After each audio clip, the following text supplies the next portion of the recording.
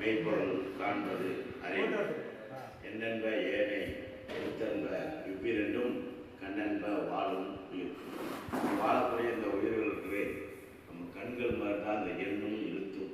அதனால் நம்ம எழுத்த படிக்க தெரிஞ்சுன்னா நம்ம கண் தெரியாத குருடர்களுக்கு சமம். இப்போ எழுத்தறிவை பற்றி நம்ம ரொம்ப ஒவ்வொரு அரசாங்கமும் கல்வித்துறைக்கு இன்றைக்கெல்லாம் நம்ம தமிழ்நாடு பட்ஜெட்டில் 54,051 கோடி ரூபா கல்விக்காக ஒதுக்கியிருக்காங்க.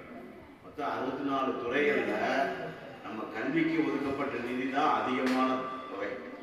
சுகாதாரத்துறை கூட 24,036 கோடி தான் ஒதுக்கியிருக்காங்க.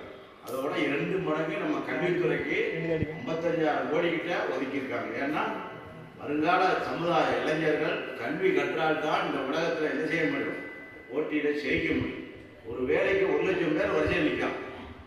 இப்போ நம்மளுடைய திறமையை நம்ம எவ்வளோக்கு எவ்வளோ வளர்க்குறோமோ அப்போ தான் நம்ம என்ன செய்ய முடியும், போட்டியில் ஜெயிச்சு.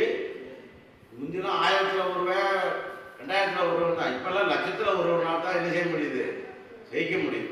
இப்போ நம்ம உலகத்தில் நம்ம ஜெயிக்கிறதுக்கு நம்ம என்ன செய்யணும், நம்மளுடைய திறமைகளை நம்ம வளர்த்துக்கிட்டா தான் உலகத்தில் இந்த போட்டி நிறைஞ்ச உலகத்தில் நமக்கான வாய்ப்பையே பெற முடியும்.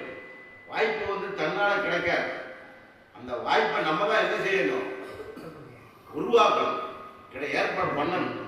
அப்போ நம்ம ஒவ்வொருவரும் கல்வி தான் முக்கியம். கல்வியினால் தான் நம்ம நினைச்ச நிலையை அடைய முடியும்.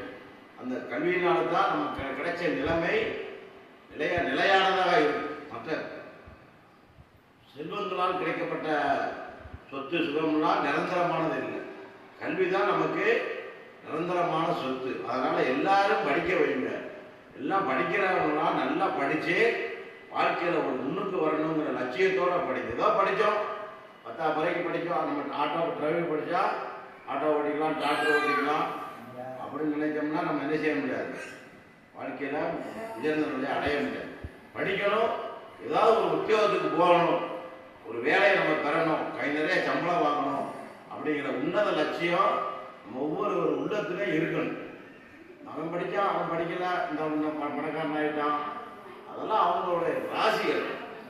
ஒவ்வொருவரும் படித்தா தான் நம்ம என்ன செய்ய முடியும், உயர்ந்த நிலையை அடைய முடியும். நன்றி. வாய்ப்புக்கு நன்றி.